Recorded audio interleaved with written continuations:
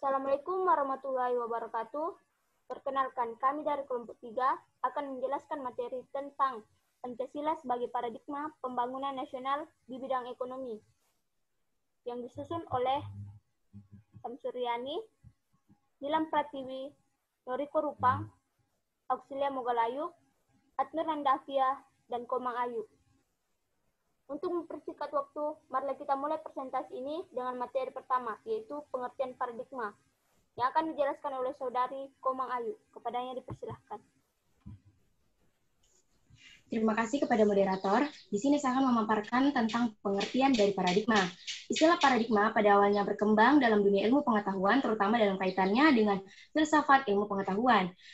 Paradigma itu juga sendiri merupakan asumsi-asumsi dasar dan asumsi-asumsi nilai sehingga merupakan suatu sumber hukum, metode, serta penerapan dalam ilmu pengetahuan yang menentukan sifat, ciri, serta karakter ilmu pengetahuan itu sendiri.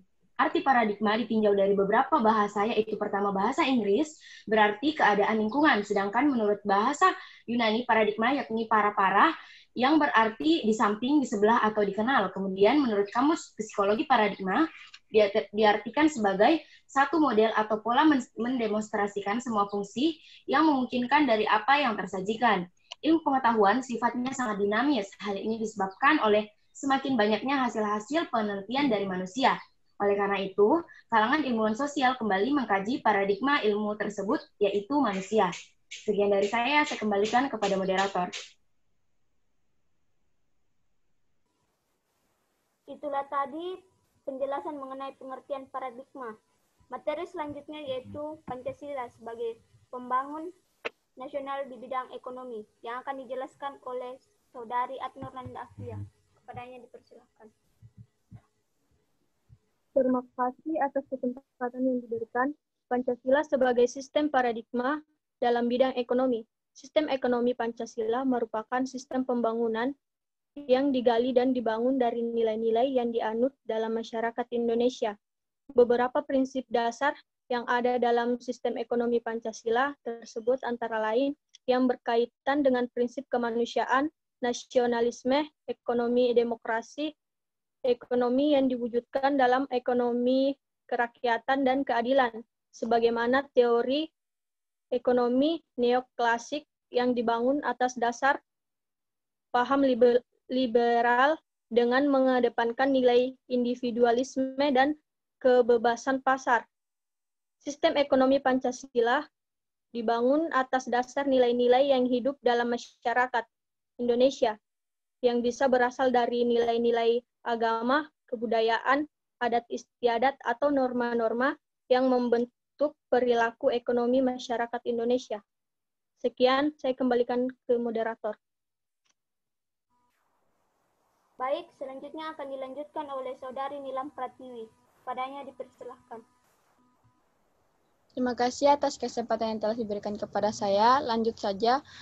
Seorang pakar senior lain mengatakan bahwa terdapat 5 ciri pokok dari sistem ekonomi Pancasila, yaitu yang pertama, pengembangan kooperasi penggunaan insentif sosial dan moral.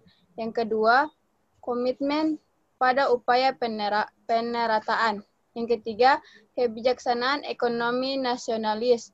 Yang keempat, keseimbangan antara perencanaan terpusat. Yang kelima, pelaksanaan secara tersentralisasi. Ada juga ciri-ciri ekonomi Pancasila terbagi menjadi 3. Yang pertama yaitu yang menguasai hajat hidup orang banyak adalah negara atau pemerintah.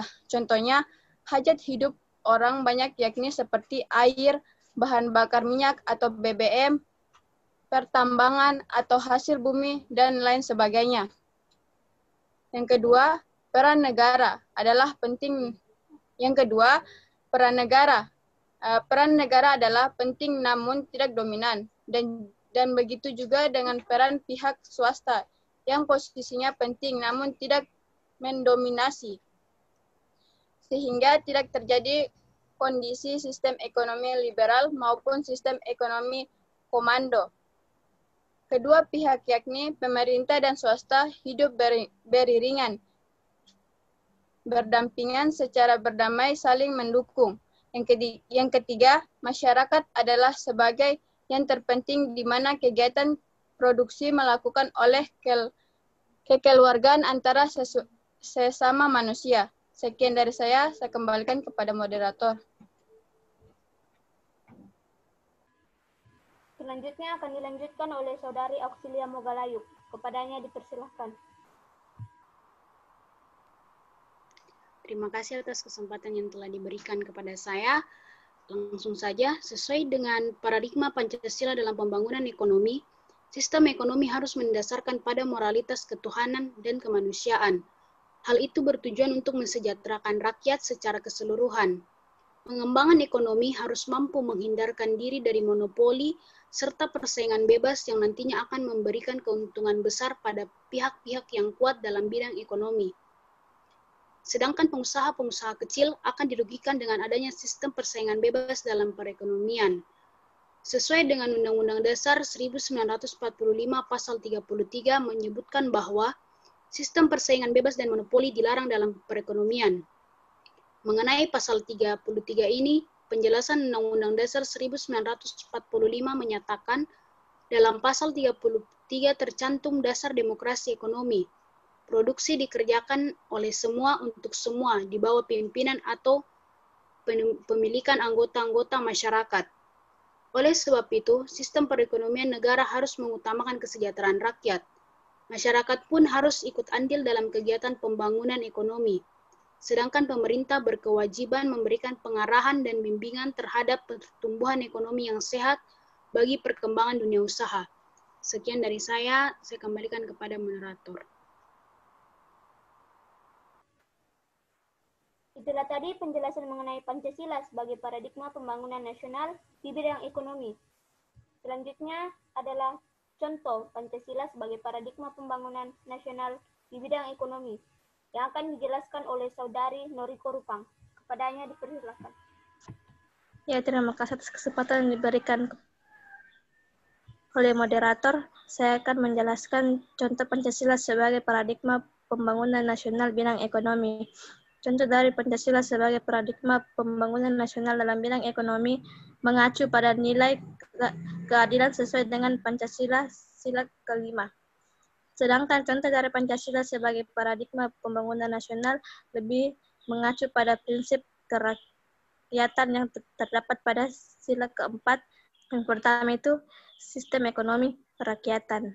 Dalam ekonomi kerakyatan, kebijakan ekonomi harus sebaik mungkin memperhatikan kesejahteraan rakyat, politik atau strategi ekonomi tidak hanya akan menguntungkan golongan yang kuat saja, sehingga sudah tidak ada lagi slogan-slogan yang kaya, makin kaya, yang miskin semakin miskin. Yang kedua itu ekonomi berdasar dengan asas kekeluargaan.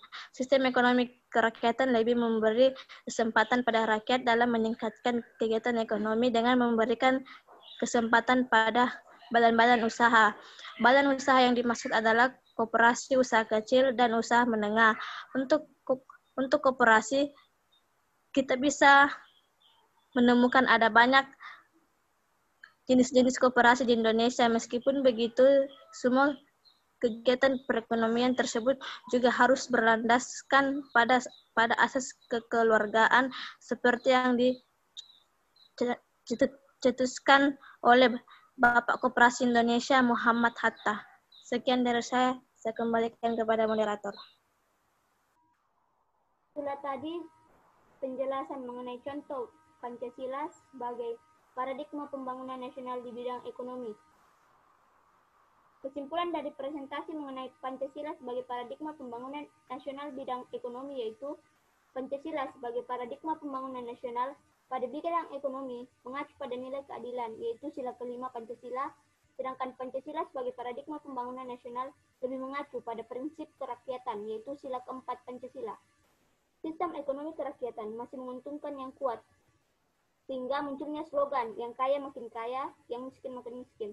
Sistem ekonomi harus dikembangkan menjadi sistem dan pembangunan ekonomi yang bertujuan pada kesejahteraan rakyat secara keseluruhan. Ekonomi berdasar dengan asas kekeluargaan dengan memberi kesempatan kepada rakyat untuk meningkatkan kegiatan ekonomi di masyarakat melalui badan usaha atau koperasi Pancasila sebagai paradigma pengembangan ekonomi yang lebih mengacu pada sila keempat Pancasila. Sehingga dengan ini mengartikan bahwa terwujudnya dan tercapainya penerapan Pancasila sebagai paradigma pembangunan nasional pada bidang ekonomi yang mengacu nilai keadilan, yaitu sila kelima Pancasila. Sekian presentasi dari kelompok 3 mengenai Pancasila sebagai paradigma pembangunan nasional di bidang ekonomi. Semoga dapat bermanfaat bagi kita semua. Jika ada kekurangan selama proses presentasi, kami mohon maaf.